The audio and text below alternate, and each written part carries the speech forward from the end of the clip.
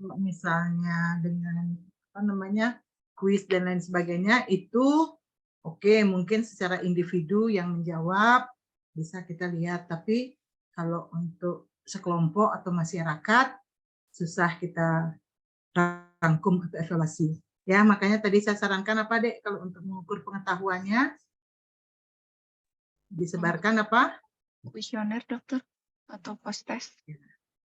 Ya, kuesioner, jadi pre-test dan post-test. Jadi kita lihat sebelum mereka menggosok apa kita edukasi, kemudian setelah kita edukasi. Ya, dalam apa namanya? Harusnya dalam kenyataan yang diharapkan harusnya lebih baik ya. Masa orang dikasih tambahan apa namanya? Pengetahuan hasilnya bisa lebih jelek setelah diberikan pengetahuan. Nah, seandainya itu betul terjadi ya mungkin ada kekeliruan di dalam proses. Ya, seperti itu. Jadi intinya kalau diberikan ditambahkan paling enggak terbuka. Jadi tingkatan itu kan ya kalian misalnya belajar mungkin tahu dulu, nanti paham seperti itu. Ya, begitu juga dalam perjalanan perubahan perilaku ya dalam pendidikan kesehatan gigi. Jadi ya promosi kesehatan itu diharapkan ujungnya itu tujuannya merubah perilaku. Jadi merubah perilaku tentunya yang menjadi perilaku yang lebih baik sesuai dengan kaidah kesehatan. Nah, untuk lebih apa namanya? Untuk lebih pahamnya lagi itu akan lebih berhasil lagi bila perubahan itu sudah mengarah ke menjadi apa? Tadi dengan kalender gigi kita membuat atau menggiring pola supaya anak-anak merubah perilaku ya dari sikat giginya saat mandi. Nah, sekarang dari waktunya itu yang pagi setelah sarapan dan malam sebelum tidur. Kemudian kalau kalendernya sudah bisa dalam artian tidak tergantung isi kalender lagi, tentunya perubahan perilaku itu diharapkan sudah menjadi apa?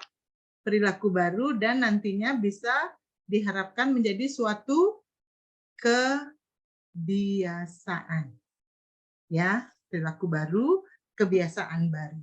Ya, kalau sudah menjadi kebiasaan artinya apa, Dek? Sudah enggak mikir lagi kan? Ya enggak? Otomatis sengantuk-ngantuknya kalau sudah jadi kebiasaan mau tidur itu mungkin sambil merem aja langsung ke wastafel ambil sikat gigi, gosok gigi. Kalau itu sudah menjadi suatu kebiasaan. Ya, makanya ada yang menyampaikan bahwa membentuk suatu kebiasaan itu sama susahnya dengan merubah suatu kebiasaan. Jadi itu merupakan suatu proses, merupakan suatu usaha. Ya, seperti itu. Jadi awalnya mungkin ya susah, begitu sudah jadi kebiasaan, disuruh untuk mengubah, tentunya akan susah lagi. Butuh berproses lagi ya. Nah, dalam merencanakan evaluasi di sini ada beberapa hal yang perlu disampaikan. Yang jelas, kapan evaluasi akan dilaksanakan. Nah, seperti tadi contohnya, kalender gigi, kalau tidak salah di kelompok 1 ya, ya sesuai dengan apa namanya, ya teori yang kita ketahui bahwa perubahan perilaku itu ya paling tidak akan berlangsung setelah 21 hari misalnya. 21 hari artinya 3 minggu ya. Makanya kelompok 1 menjadwalkan apa tadi? Pengumpulan kalender gigi ya.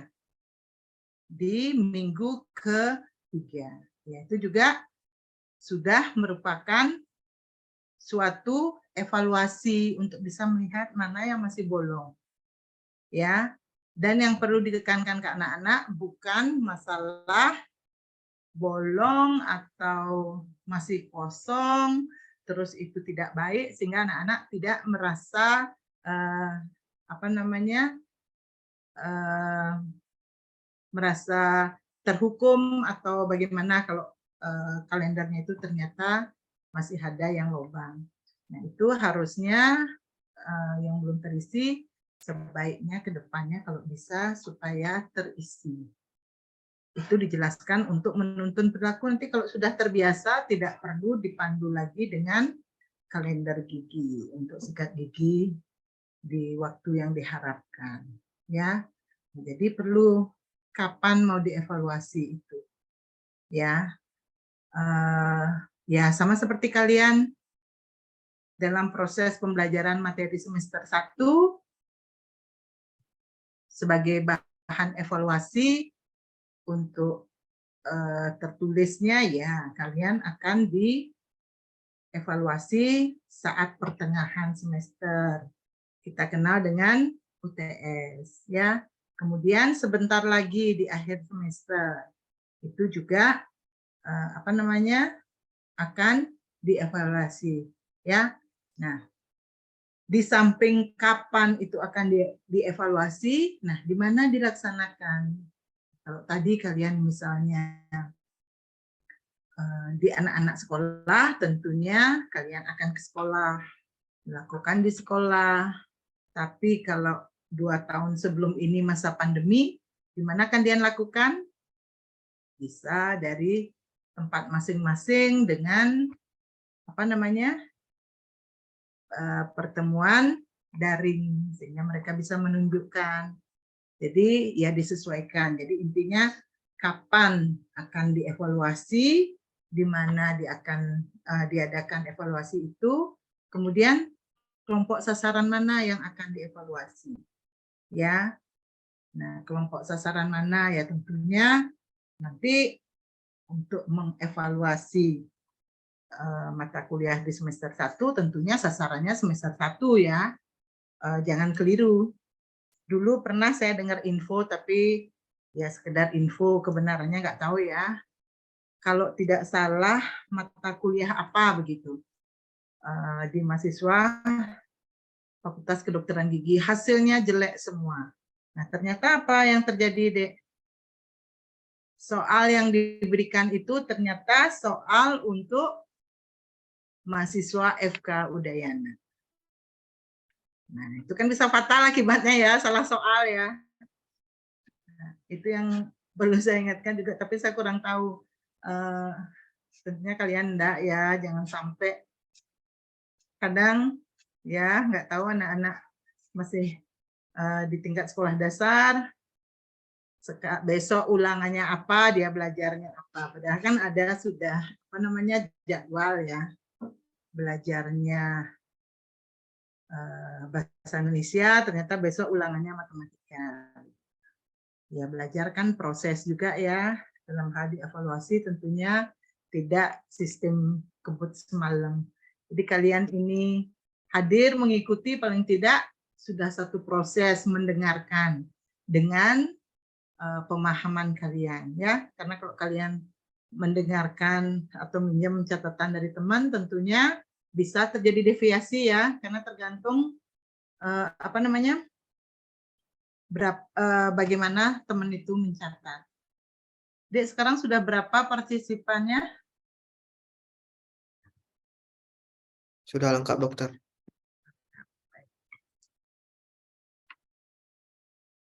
Oke, jadi tadi kelompok sasaran mana yang akan dievaluasi, ya. Nah, tentunya dalam mengevaluasi ya saya ingatkan lagi yang jelas kalian punya beberapa item, jadi tidak dari UTS UAS tapi dari presensi itu kalian sudah mendapat penilaian dari tugas dan juga dari keaktifan. Nah, jadi di sini di samping kelompok sasaran, terus siapa yang akan melaksanakan evaluasi. Jadi itu hal-hal yang perlu diperhatikan dalam menyusun suatu rencana evaluasi. Nah, kalau tadi misalnya untuk melihat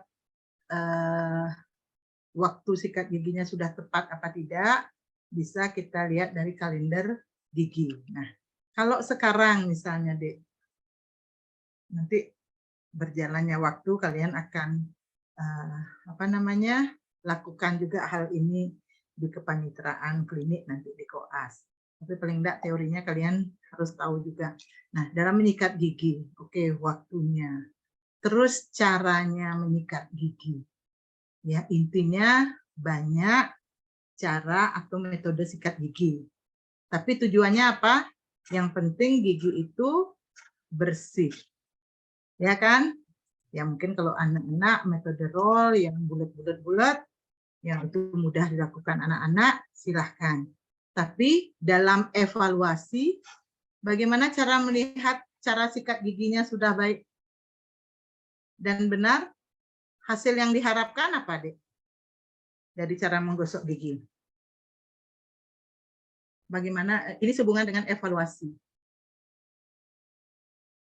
Bagaimana kita melihat cara gosok giginya sudah baik dan benar? Tadi ada yang menyatakan, sikat giginya dalam analisis situasi sikat giginya masih dengan cara yang keras. Keras kan terus-menerus bisa menyebabkan terkikisnya email gigi karena sikat gigi apa istilahnya? Abrasi, Dek ya. Jadi ya nanti kalian akan kenal istilah itu. Jadi abrasi karena salah cara gosok gigi dari bulu sikat. Kemudian ya istilahnya ada bruxism, kerot-kerot terutama di malam hari, itu juga giginya bisa mengalami pengurangan atau penipisan. Jadi kalau karena pengunyahan atau kontak gigi itu istilahnya atrisi. Jadi beda ya abrasi dan atrisi. Nah, kalau tadi cara menyikat giginya sudah baik dan benar, bagaimana kalian bisa melihatnya atau mengevaluasi atau memberikan penilaian? Bisa dari apa?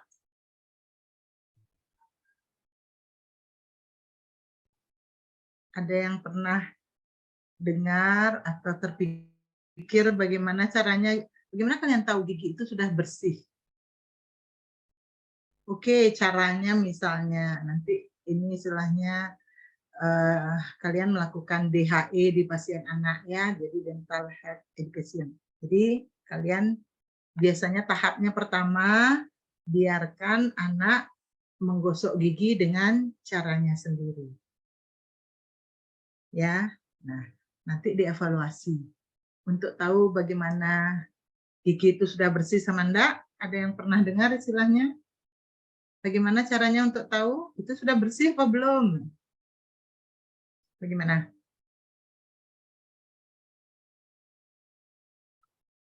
Oke, belum ada ya. Jadi di sini gigi itu diulasi disclosing agent. Ya, itu cairan untuk melihat bagian mana gigi yang belum bersih disikat. Ya, ada warnanya merah atau ungu. Jadi nanti kalau mereka sikat gigi dengan cara mereka sendiri, kemudian diolesi dengan bahan itu, kemudian ya kalaupun dikumurkan itu akan masih kelihatan kalau di mana masih ada sisa makanan yang tersisa. Kalaupun tipis dia akan lebih maksudnya berwarna lah di daerah itu. Nah, kemudian baru kita mengajarkan cara menggosok gigi yang baik dan benar. Jadi bagaimana caranya? Dengan cara yang kita ajarkan, kemudian instruksikan ke anak untuk menggosok giginya supaya tanda atau bercak yang ada itu hilang atau sampai bersih. Ya. Bisa dipahami ya? Jadi bagaimana caranya tahu bahwa yang kita cara menggosok gigi kita sudah baik dan benar? Yaitu ada cara mengevaluasinya. Ulasi disclosing agent. Jadi akan kelihatan bagian gigi yang belum tersikat dengan bersih. Ya. Seperti itu. Sampai di sini bisa dipahami, Dek, sebelum ke slide selanjutnya. Bisa? Oke, nanti kalau misalnya dalam pemaparan saya ada pertanyaan, silahkan aja ya, raise hand atau bertanya. Saya lanjutkan ya.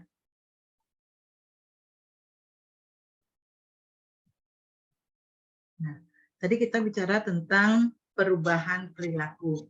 Jadi pada dasarnya tujuan promosi kesehatan gigi itu merubah perilaku.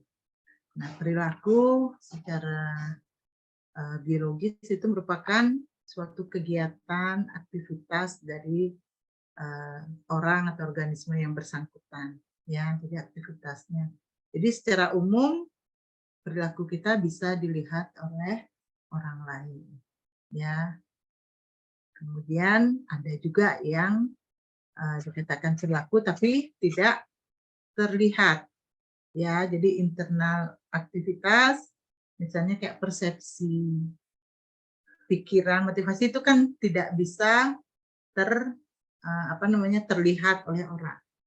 Apa yang sedang dia pikirkan, apa yang sedang dia bayangkan atau persepsikan, ya. Seperti itu. Nah, apa saja yang mempengaruhi perilaku manusia di bidang kesehatan? Ini secara umum ada 2 faktor, ya. Jadi ada faktor keturunan, ada juga lingkungan. Jadi kalau dari faktor biologis ini memandang perilaku manusia dipengaruhi oleh warisan biologis dari kedua orang tuanya. Ya, kadang misalnya ya yang terlihat dia lebih pendiam, sikapnya tidak banyak bicara, oh dia lebih mirip ke ibunya atau ke bapaknya. Jadi seperti itu yang terlihat, ya. Tapi seperti yang saya katakan tadi, persepsi, emosi, motivasi itu perilaku yang tidak bisa terlihat, jadi internal. Nah, kemudian faktor lingkungan, di mana tempat orang berada atau tinggal, itu juga mempunyai pengaruh, ya. Keluarga, tempat tinggal, bermain, sekolah, kerja, nah, itu tentunya akan memberikan kontribusi pada orang tersebut, ya. Makanya ada yang ada pernyataan mengatakan, katakan siapa temanmu, akan kukatakan siapa dirimu, seperti itu. Jadi memang lingkungan itu juga besar pengaruhnya. Nah, perilaku secara individu itu tidak ada yang berdiri sendiri. Kenapa, Dek? Kenapa kira-kira? Kenapa tidak bisa berdiri sendiri? Itu berhubungan dengan kodrat kita sebagai manusia. Apa kodrat kita, Dek? Bahwa manusia itu di samping sebagai makhluk individu juga merupakan makhluk apa, Dek? Makanya kita Sosial. perlu Sosial, dokter. apa? Sosial, dokter. Ya, betul. Di samping makhluk individu juga makhluk sosial. Tadi siapa yang berpendapat 033 ya? Bukan. Iya, dokter. Jadi di samping kita makhluk individu, kita juga makhluk sosial. Tentu kita punya komunitas yang juga akan membentuk perilaku kita sebagai individu, ya, seperti itu. Saya lanjutkan, ya. Nah, tapi perilaku itu bisa berubah enggak atau bisa diubah enggak? Tentunya bisa, ya. Jadi tergantung siapa yang mengubah, tergantung juga siapa yang akan dirubah. Itu yang saya bilang, kalau kalau anak-anak masih sekolah, kita bisa menggunakan peran guru untuk mengubah perilaku anak tersebut, ya. Nah, misalnya yang berhubungan dengan kesehatan gigi. Kadang ada, ya, sampai TK masih menggunakan botol susu, ya. Bahkan botolnya masih ada yang tidak melihat kejadian itu. Jadi botol susunya lubangnya sudah tidak seperti awalnya, bahkan ujungnya itu sudah dipotong. Ya, jadi dia tetap masih menggunakan botol susu. Nah, dalam hal ini kita bisa minta bantuan guru ya untuk mengubah perilaku anak yang sudah seumur itu masih masih menggunakan botol susu. Ya. Jadi mengubah perilaku bukanlah usaha yang mudah tentunya ya. Yang jelas apa tadi? Butuh waktu. Tapi meskipun bukan usaha yang mudah, bukan berarti apa? Tidak bisa. Makanya ya, saya selalu bilang susah bukan berarti tidak bisa. Ya.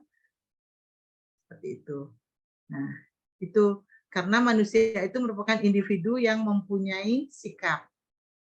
Ya, kenapa susah? Punya sikap, kepribadian, latar belakang sosial ekonomi yang berbeda. Ya. Nah, kalau sekarang misalnya, mungkin kalian masih ingat ya SMA ya teori Darwin ya yang jerapah kenapa lehernya panjang. Itu bagaimana ceritanya? Karena seleksi alam ya, makanan susah, sehingga yang bertahan hidup, yang bisa mencapai makanan di pohon yang tinggi, sehingga keturunannya lehernya yang jenjang atau panjang. Seperti itu.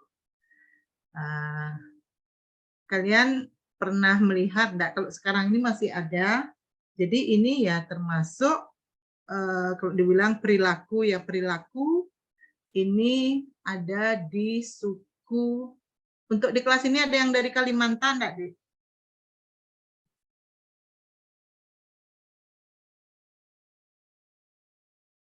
Halo? Ada yang dari Kalimantan enggak di kelas ini?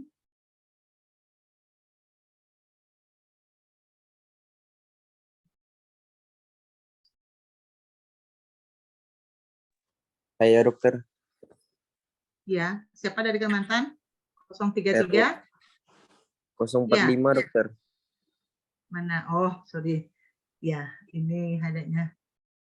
Erlang ya? Iya dokter. Ya. Ada enggak Erlang tahu yang suku mana di Kalimantan yang ya istilahnya terutama yang cewek ya, cowoknya enggak, yang lehernya jenjang. Itu kan diisi kayak kalung di leher itu ya, Iya mungkin dokter. ditambah satu jadi lebih panjang. Suku mana itu Erlang? Tahu saya sih suku Dayak dokter. Suku Dayak itu ya? Iya dokter. Ya itu. Jadi lehernya biar jenjang. Kemudian ada juga yang ya apalagi misalnya itu kalungnya itu dari emas. Jadi di satu sisi itu menunjukkan status ekonominya ya. Jadi berapa tingkat itu gelang lehernya. Kemudian ada juga yang di telinga ya. Jadi ditambahkan pemberat sehingga telinga ini lubangnya jadi besar dan telinganya jadi kelihatan panjang seperti itu. Ya. Ya, itu juga termasuk perilaku ya. Kemudian ya tapi perilaku itu bisa berubah nggak? Di samping tadi ada menyebutkan norma, mungkin budaya. Kalau di Bali terkenal dengan apa? Dan sampai sekarang masih berlaku dengan adat potong giginya. Ya enggak? Ya. Jadi menghilangkan apa kalau potong gigi? Itu yang dipanggur itu 6 gigi. 6 gigi rahang atas, jadi dari taring sampai taring. Jadi itu simbol untuk membersihkan 6 musuh pada diri. Ya, Satripu dibilang. Salah satunya marah, misalnya kemarahan. Jadi itu juga ya perilaku sudah menjadi kebiasaan yang dilakukan ya, tapi berjalannya waktu bukannya tidak bisa berubah ya. Kalau sekarang bagaimana mungkin? Nah, perkembangan zaman potong gigi sendiri bagaimana? Sudah mengalami perubahan enggak, Dek? Tentunya sudah ya. Kalau dulu potong gigi itu benar-benar diratakan giginya. Coba kalian bayangkan kalau ada gigi yang lebih, ya misalnya taring yang lebih turun atau ekostema. Kalau itu dipotong rata kan pasti ada bagian gigi yang emailnya lumayan habis. Tentunya akan ngilu karena yang terlihat dentin. Tapi berkembangnya waktu, budaya atau adat potong gigi itu sudah ada berubah nggak? Tentunya sudah, Dek ya. Saya sendiri ya mengalami. Nanti kita pasti akan ditanya setelah sama sang guru, bagaimana sudah cukup? Jadi saya ingat waktu itu. Jadi sebelum saya ditanya, saya sudah menyiapkan jawaban sudah. Ya, jadi untuk kita bangun ditunjukin di cermin di mana sudah cukup, cepat bilangnya sudah. Supaya nggak lebih banyak dipotong. Makanya sekarang istilahnya apa? Ya kalau Balinya meinda-inda. Jadi kayak simbolis saja. Jadi nggak dipotong sampai habis begitu. Ya. Nah, tentunya usaha untuk mengubah perilaku ini diawali dari lingkungan terdekat. Ya, kita sebagai manusia, komunitas terdekat kita, keluarga. Ya, jadi ayah, ibu, kakak, adik. Mungkin sebagai awal hubungan kita ya tentunya, makanya ada yang dibilang istilahnya bahasa ibu seperti itu, karena kita dari mulai awal kehidupan 9 bulan ada dalam kandungan ibu seperti itu. Ya. Nah, ini ada pernyataan bahwa mengubah perilaku masyarakat yang sudah terlanjur salah dapat diberikan penyuluhan. Jadi ya termasuk tentang apa namanya budaya atau adat potong gigi ini. Ya, kalaupun itu secara kepercayaan dianggap untuk menghilangkan satripu, jadi ritual yang dilakukan itu cukup simbolis. Jadi apa namanya kanggurnya itu cukup ya disentuhkan sedikit, jadi tidak benar-benar gigi itu dipotong kayak lalu ya. Jadi ya intinya kenapa perilaku manusia itu intinya bisa diubah ya. Kenapa susah diubah ya, tiap orang punya latar belakang yang berbeda dan lain sebagainya, kepribadian berbeda. Jadi kita lihat proses ini. Jadi dari mana, makanya kalau dalam penyuluhan ya Dek ya, jadi bukan berarti tidak berlaku untuk yang lain. Saya pernah mengutip itu, membaca kalimat bahwa kalau kita mendidik seorang wanita, itu satu generasi akan terbentuk. Tapi kalau kita mendidik seorang laki-laki, maka laki-laki itu akan terbentuk. Maksudnya mendidik laki-laki, ya laki-laki itu akan terbentuk. Tapi kalau mendidik seorang wanita, satu generasi akan terbentuk. Itu bagaimana maksudnya, Dek? Ya. Contoh misalnya kita dalam melakukan edukasi. Kalau kita melakukan di Karang Taruna, di anak sekolah, di Banjar misalnya. Ya kalau orang berkata Banjar itu umumnya bapak-bapak ya yang menjadi anggota Banjar. Tapi kalau bilang ibu PKK ya namanya ibu PKK, umumnya ibu-ibu. Nah maksudnya kalau kita mendidik atau mengedukasi seorang wanita, itu satu generasi akan terbentuk. Ya, apalagi sebagai wanita itu sebagai seorang ibu, ya. Jadi naluri untuk menularkan apa yang dia dapatkan, dalam artian bukan menularkan penyakit ya. Jadi hal-hal yang dia dapatkan misalnya dari penyuluhan, dapat edukasi tentang kesehatan gigi dan mulut, cara gosok gigi. Kemudian ada demo masak, semua yang dia dapatkan itu pasti dia akan apa? Umumnya akan praktekkan atau terapkan untuk di keluarganya. Dia akan mengedukasi lagi anaknya. Makanya itu yang dibilang bila kita mendidik satu wanita, itu satu generasi akan terbentuk. Ya. Nah, tentunya proses perubahan tingkah laku menurut Roger ini ada beberapa. Jadi mungkin di kuliah komunikasi mungkin ada yang sudah menyampaikan ini ya. Jadi pertama mulai sadar dulu. Dia aware, sadar bahwa hal ini memang butuh ya. Jadi ya selama ini kita cuma bergosok gigi aja, ternyata ada beberapa hal yang belum kita ketahui. Jadi baru ada tingkat sampai di sana. Kemudian karena pas lihat dan lain sebagainya, apalagi sekarang orang semua apa sudah lihat, sudah jadi viral, lihat di TikTok dan lain sebagainya. Kemudian dia mulai tertarik, jadi ingin mengetahui apa itu, ingin lebih jauh. Jadi seperti itu. Nah, kemudian setelah dia tertarik, jadi sadar, tertarik, tentunya akan mulai mempertimbangkan, mengevaluasi baik buruknya, apa keuntungan kerugiannya bila pengetahuan baru itu diterapkan. Ya, misalnya contoh tadi cara gosok gigi. Dari waktunya ya dulu kalau dia sudah sadar, iya kita dulu sikat giginya kalau pas mandi. Nah kalau sakit nggak mandi nggak gosok gigi, bukan begitu ya. Jadi tetap. Kemudian, oh iya betul, daripada kita sakit baru berobat, di samping sudah sakit, tidak irit waktu, biaya, tenaga karena sudah lebih dalam bagian gigi yang terkena, mending kita kontrol setiap 6 bulan sekali, meskipun belum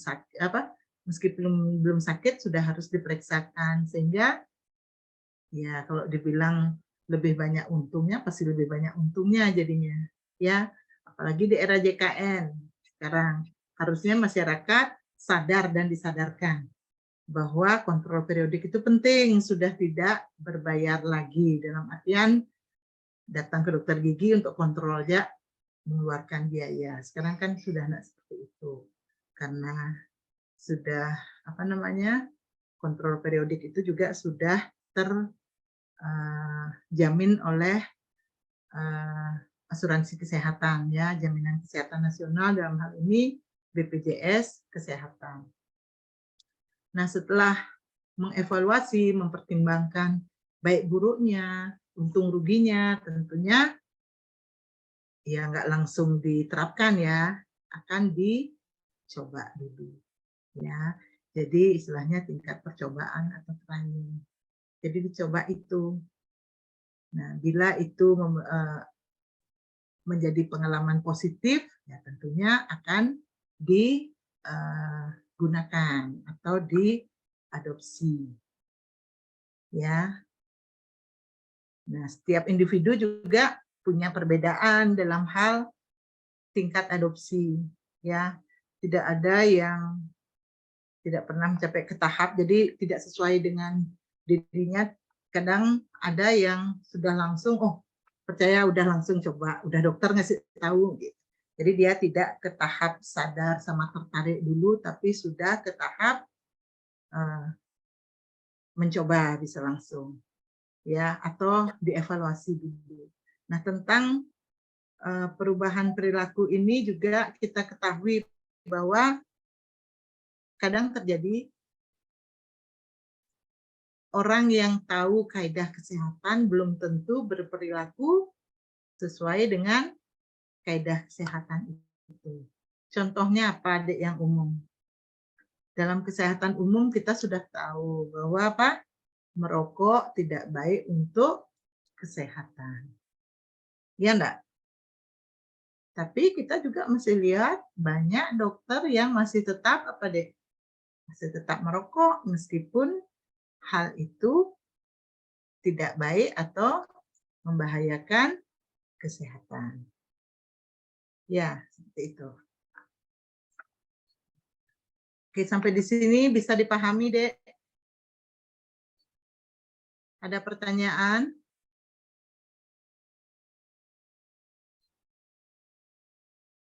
Bisa diterima?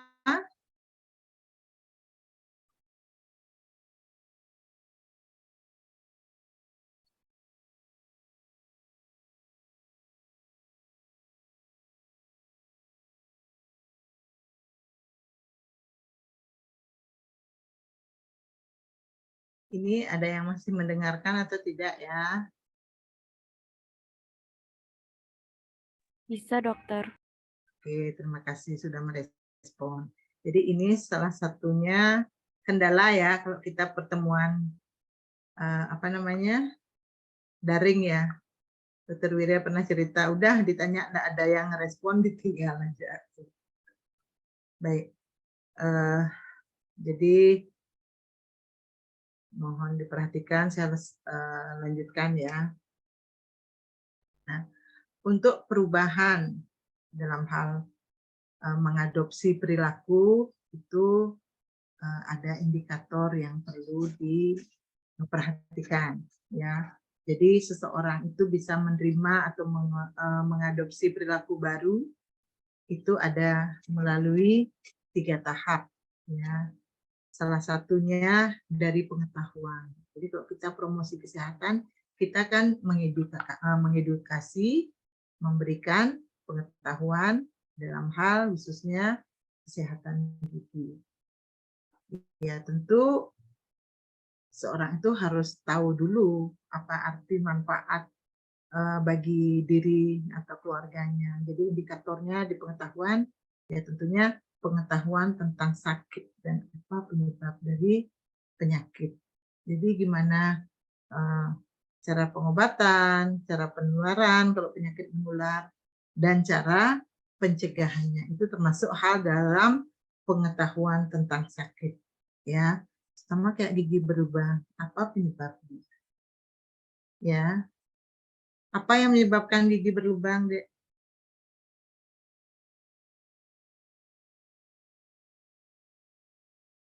Bisa menjawab, dokter. Jadi salah satu penyebab, ya saya Dava, absen 28, jadi salah satu penyebab gigi berlubang itu adalah keasaman pada mulut, dokter. Oke, keasaman pada mulut itu disebabkan oleh apa, Dek? Saya menjawab lagi, itu disebabkan oleh makanan-makanan yang masih tersisa dalam mulut, dokter. Oke. Ya, jadi keasaman maksudnya jadi bukan, ya mungkin kadang secara umum kita juga harus berhati-hati ya, jangan sampai ada informasi, kalaupun itu anak kecil yang bertanya, jadi jangan ditanya, apa yang nyebabin gigi berlubang? Ulat. Emang ada ulat di dalam mulut seperti itu. Ya, jadi intinya, jadi saya ingat ini tentang asam. Kalau saya sudah pernah ya menginformasikan di kelas ini, tolong disampaikan sudah pernah ya. Dulu saya pernah mendampingi penyuluhan di sekolah playgroup dan TK itu kayaknya sekarang mungkin masih ya, itu International School di belakang McD Jimbaran. Saya lupa nama sekolahnya, pernah kita diminta penyuluhan di sana. Saya sudah pernah cerita, Dek. Kalau belum ada yang merespon, ya saya anggap saya belum pernah cerita. Jadi seperti yang Dava tadi sampaikan, anak kecil ya masih belajar mengeja ya. Ya tentunya itu yang kita agak dalam tanda kutip susah menjelaskan ke anak. Ya tadi tentang apa yang menyebabkan asam. Jadi gigi berlubang, terus dilihat ada kuman atau mikroorganisme. Kemudian ada sisa makanan seperti yang Dava sampaikan tadi. Nah, jadi di dalam mulut kan selalu ada kuman karena memang tempat hidup atau habitatnya di dalam rongga mulut ya. Tugasnya nanti menguraikan makanan atau sisa makanan. Nah, untuk keperluan hidup kita pasti butuh makanan ya. Nah, sisa makanan itu yang diuraikan atau difermentasi oleh kuman sehingga hasilnya apa? Tadi asam. Jadi tolong dipahami bahwa asam ini asam yang terbentuk karena fermentasi atau penguraian sisa makanan oleh siapa? Mikroorganisme yang ada di dalam mulut. Ya, sampai di sini jelas ya. Nah, asam yang terbentuk itu dalam waktu lama, makanya kalau kita malam nggak gosok gigi, tidur 8 jam, ya 8 jam, program mulut kita dalam keadaan asam. Ya, asam itu yang melarutkan email gigi, sehingga tentunya butuh waktu. Ya, kayak merubah perilaku kan butuh waktu. Asam itu juga butuh waktu untuk merusak email gigi. Ya, makanya caranya gimana? Salah satu dengan cara menyikat gigi, menggosok gigi, menghilangkan sisa makanan. Ya, waktunya yang tepat. Seperti itu. Ya, dalam hal masih menggunakan sikat gigi. Tapi sikat gigi itu perlu diganti nggak? Tetap perlu diganti kan? Kayak sapu aja kalau dia udah terlalu mekar ya nggak terlalu bagus untuk membersihkan gigi lagi bulu. Jadi harus diganti. Ya, berkembangnya zaman pengetahuan untuk tahu kapan sikat gigi itu perlu diganti, ada sikat gigi yang ada indikatornya. Ada yang perhatikan? Jadi ada indikatornya, dari warnanya misalnya biru. Nanti kalau sudah berkurang dia akan putih. Nah, sudah waktunya untuk diganti. Ya, meskipun kalau lihat dari waktu ya tergantung penggunaannya juga kan. Ada yang bilang 3 bulan. Jadi jangan nunggu 3 bulan. Kalau sikat gigi itu sudah tidak bisa berfungsi bagus, sebaiknya diganti. Seperti itu. Jadi terima kasih tadi sharingnya Dava, bahwa yang menyebabkan gigi berlubang itu ya asam karena fermentasi atau penguraian sisa makanan oleh mikroorganisme dalam mulut. Jadi pengetahuan ini harus kita sampaikan atau kita sharingkan ke individu dalam hal sebagai pasien kita ataupun ke masyarakat. Ya, jadi dia harus tahu sakit apa penyebabnya, bagaimana ini. Nah, kalau gigi sudah berlubang, bagaimana pengobatannya? Ya mau tidak mau harus ditambal tergantung kedalamannya. Ya, karena gigi itu jaringan keras ya. Seperti yang saya bilang, kalau kita luka di jaringan lunak, mungkin dengan cara menjarit, mendekatkan, jadi regenerasi jaringan, sembuh. Tapi kalau gigi, karena dia jaringan keras, nggak mungkin bisa dirapatkan lagi atau disembuhkan lagi, kecuali diganti dengan bahan tambalan. Ya, nanti tergantung lagi penjelarannya udah sampai di mana. Cabut itu pilihan terakhir. Nah, di samping dia tahu tentang pengetahuan ini, tahu tentang sakit, penyebabnya, gimana cara mencegahnya, perlu juga pengetahuan tentang bagaimana cara memelihara. Ya, gigi yang sehat tetap harus dipelihara enggak? Ya tetap ya, kita sekarang sudah mencapai akreditasi A juga harus tetap dipelihara, dipertahankan. Kalau bisa jangan sampai melorot, kan seperti itu. Ya, tadi saya sudah sampaikan bahwa gigi itu tidak hanya urusan gigi, kemudian cara membersihkan dengan gosok gigi, tapi gizi ini penting. Ya, jadi gizi manfaatnya apa untuk gigi? Untuk kualitas gigi, ya, bahwa harusnya ibu hamil dari mulai kehamilan itu sudah mulai memperhatikan asupan gizi untuk bayinya, ya, karena terbentuknya benih gigi itu sudah dimulai dari bulan keempat kehamilan, ya. Jadi ya kalsium itu diperlukan, ya. Nah, kalau ini secara kesehatan umum ya menjaga dengan olahraga. Nah, ini yang tadi saya katakan bahaya merokok ini. Dokter yang tahu bahaya merokok belum tentu tidak berperilaku tidak merokok seperti itu. Dan yang penting juga istirahat. Istirahat yang cukup karena apa? Yang saya tahu juga ya istilahnya ada jam biologis tubuh kita ya. Misalnya jantung itu bekerja jam 11. Nah, kita sudah ditakdirkan sebagai makhluk siang, bukan makhluk malam. Jadi umumnya kita akan bekerja beraktivitas pagi sampai sore hari, malam harinya kita akan istirahat ya. Misalnya jam 11. Saya ingat jam 5 itu waktunya usus untuk mengeluarkan toksin. Ya. Jadi kenapa pentingnya istirahat yang cukup? Karena fungsi untuk detox itu akan berlangsung bagi tubuh bila kita istirahat. Jadi kalau kita tidak istirahat, ya proses itu tidak akan terjadi. Saya pernah ikut seminarnya, terus dibilang bagaimana dengan resiko untuk orang yang bekerja malam, misalnya. Ya, misalnya satpam, dokter juga kalau pas jaga malam, yaitu termasuk sudah resiko. Ya, jadi istirahat atau tidur siang itu tidak bisa menggantikan untuk tidur malam seperti itu.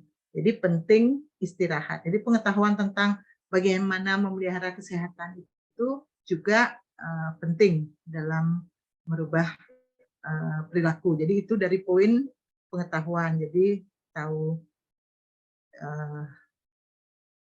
sakitnya, penyebabnya, cara pengobatan, gimana cara memeliharanya, termasuk juga pengetahuan tentang kesehatan lingkungan, ya, pembuangan limbah dan lain sebagainya. Ini penting juga.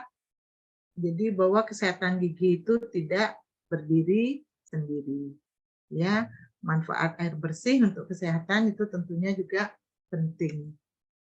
Oke, tadi yang pertama pengetahuan. Nah, kalau dalam pengetahuan, kemudian yang kedua ini sikap.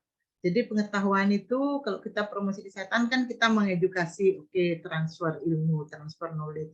Mereka tahu. Nah, setelah mereka tahu, nah, indikator untuk sikap kesehatan ada beberapa juga di sini. Jadi bagaimana sikap terhadap sakit dan penyakit, ya. Kalau saya lihat di sini, yaitu yang tadi saya juga sampaikan, dokter secara pengetahuan udah tahu merokok itu membahayakan kesehatan, tapi sikapnya tetap aja merokok, seperti itu. Ya. Kemudian sikap untuk bagaimana cara pemeliharaan, cara hidup sehat juga. Nah, salah satunya dari promosi kesehatan mungkin untuk sikap atau cara pemeliharaan yang kita anjurkan atau sampaikan dalam pesan tadi yang beberapa kelompok sudah sampaikan tentang apa? Kontrol periodik. Itu juga termasuk sikap. Ya, itu termasuk kalau saya membayangkan tapi tidak tahu mungkin kapan. Rasanya senang ya, indah ngelihatnya kalau pas saat libur anak-anak sekolah pada periksakan gigi. Nah, ini menjadi tugas kita semua ya. Mungkin dimulai dari lingkungan yang kecil dulu. Kita mengedukasi di pasien kita. Nanti pasien kita cerita yang lain. Ya, sehingga pemahaman untuk ini bisa dimengerti. Sehingga kalau dilihat kalian jangan takut nanti tidak ada yang tembel gigi, nanti tidak ada yang pasien untuk gigi, bukan begitu. Dalam artian, ya ada kan hal-hal yang tetap akan bisa terjadi ya, itu yang saya bilang. Dengan rajin gosok gigi, tepat waktu, cara, dan lain sebagainya. Apakah itu menjamin gigi orang tidak akan berlubang? Ya tidak juga. Ya, banyak lagi hal-hal yang lain, tapi dengan cara menggosok gigi paling tidak sudah berusaha untuk mencegah terjadinya gigi berlubang. Tapi tidak ada jaminan orang sudah rajin sikat gigi, giginya tidak akan berlubang. Ingat yang saya tadi bilang, kualitas gigi. Nanti begini, ini padahal nggak pernah sikat gigi, kok nggak berlubang giginya. Gitu. Yang mungkin kualitas gigi si B tidak sebaik si A, ya, sehingga waktunya aja nggak tepat, dia sudah cepat giginya berubah. Nah, juga sikap terhadap kesehatan di lingkungannya. Itu tentunya berpengaruh, ya. Kalau di kesehatan umum mungkin kalau di gigi belum banyak ya. Kalau di kesehatan umum waktu saya PTT dulu saya melihat bahwa kalau di NTB terutama di Lombok angka kematian ibu dan bayi berlahir itu kan tinggi ya, Dek ya. Jadi di sana masih tetap ada perilaku. Saya justru waktu PTT baru tahu dan melihat yaitu pelatihan dukun atau dukun beranak. Jadi ya itu jadi partner kerja bukan dibinasakan ya, tapi dibina. Karena masyarakat masih tetap ada anggota dewan melahirkannya bisa melewati puskesmas. Dia melahirkan ada di sana masih termasuk wilayah Lombok Tengah. Saya tidak tahu kalau sekarang masih ada enggak. Jadi melahirkannya ke tempat dukun itu. Jadi di sana juga sudah modern. Jadi kalau yang melahirkan di sana itu sudah ada sampai yang menunggu itu dapat makan, kemudian diantar pulang. Seperti itu. Ya, jadi kalau dilihat dari lingkungan yang ada, kadang pengetahuan dan sikap itu tidak bisa menjamin atau mendukung orang akan mengadopsi atau merubah perilaku sesuai kadar kesehatan. Karena lingkungan juga berpengaruh. Nanti begini, pengetahuannya dia sudah oke, sikapnya sudah oke, tapi lingkungannya yang tidak mendukung.